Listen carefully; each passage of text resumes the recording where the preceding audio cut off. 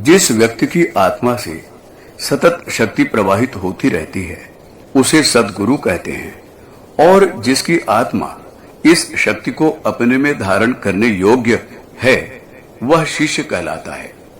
बीज भी उम्दा और सजीव हो और जमीन भी अच्छी तरह जोती हुई हो, जहां ये दोनों बातें मिल जाएं तो वहां प्रकृति धर्म का अलौकिक विकास होता है। सद्गुरु और शिष्य जब दोनों ही अद्भुत और असाधारण होते हैं तभी अपूर्व आध्यात्मिक जागृति होती है, अन्यथा नहीं। जहां यह सुयोग न हो उन लोगों के लिए तो आध्यात्मिकता बस एक किलवाड़ भर है।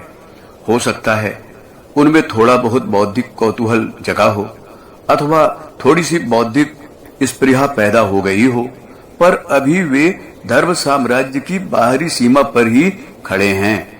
जब तक उनका यह कौतूहल सच्ची धर्म पिपासा में परिवर्तित न हो जाए इसका कुछ खास महत्व नहीं।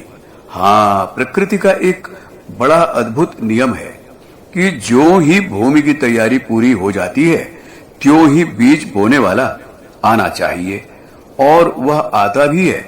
ज्यों ही आत्मा की धर्म पिपासा प्रबल होती है त्यों ही अपनी आत्मा से धर्म शक्ति का संचार करने वाले पुरुष को उस आत्मा की सहायता के लिए आना चाहिए, और वे आते भी हैं। हम चाहे तो खुद के जीवन में इसका परीक्षण कर लें। अपनी जिंदगी में कई बार ऐसा होता है कि हमारे किसी प्रियजन की मौत हो जाती है, उससे हमें भारी सदमा पहुंचता है।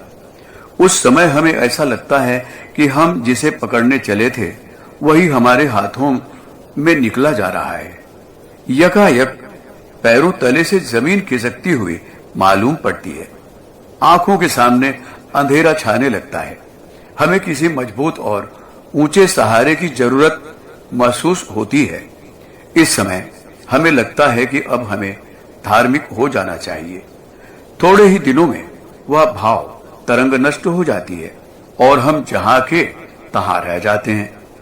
हम में से प्रायः ज्यादातर ऐसी ही भाव तरंगों को धर्म पिपासा समझ लेते हैं। लेकिन जब तक हम इन क्षणिक आवेशों के धोखे में रहेंगे तब तक धर्म के लिए सच्ची और स्थायी आकुलता पैदा नहीं होती, और इसके बिना हमारी आत्मा सद्गुरु की शक्ति को अपने में धारण करने के लिए तैयार नहीं होगी।